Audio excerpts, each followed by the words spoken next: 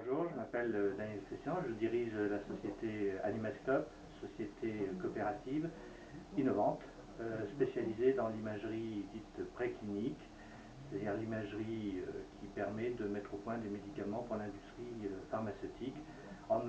utilisant les outils qu'on va retrouver plus tard dans le domaine de l'imagerie humaine clinique. On a été lauréat l'année passée, en 2011, au titre de l'innovation, gestion et organisation, dans le cadre d'un projet qu'on a présenté qui faisait la part entre le fait qu'on soit une société coopérative et une société innovante. A priori, ce sont deux termes qui ne sont pas compatibles, dans la mesure où une société coopérative, les parts ne se valorisent pas, et donc ça rend l'accès à des investisseurs beaucoup plus difficile, voire quasiment impossible. L'inverse, c'est que du coup, il n'y a pas de spéculation sur une société coopérative, donc pas de spéculation sur l'innovation, et donc nos produits vont bien à la destination qui leur est dévolue au départ, c'est-à-dire mettre au point des médicaments, et non pas vers une spéculation financière orientée vers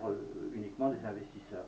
Même si on a toujours besoin d'investisseurs, le mode coopératif permet de partager, selon nous, de façon plus équitable et de façon plus éthique entre le développement d'innovation dans le domaine de la santé pour ce qui nous concerne et une juste répartition vers l'argent qui est investi dans ces sociétés. C'est ce que nous avons présenté l'année passée, qui a retenu l'attention du jury Innotrophée, ce qui pour nous est une belle récompense, parce que c'est une belle reconnaissance des choix un peu difficiles qu'on avait fait au départ. C'est également pour nous important en termes de communication, puisque une reconnaissance par la Chambre de commerce est pour nous un gage, une belle caution vis-à-vis d'un ensemble de partenaires qu'on a dans la région, pas forcément nos clients, ils ne sont pas forcément que dans la région, loin s'en faut, mais par contre ça crée un tissu de confiance dans notre environnement économique. C'est également un facteur qui permet en termes de communication interne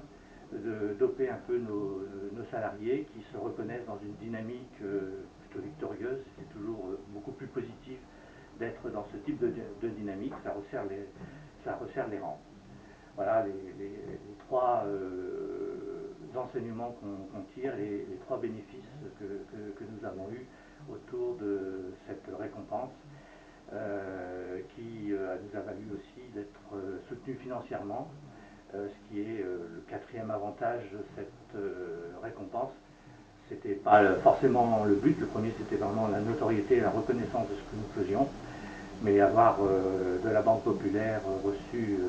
des fonds à taux zéro nous a permis également d'améliorer notre position de trésorerie, ce qui est toujours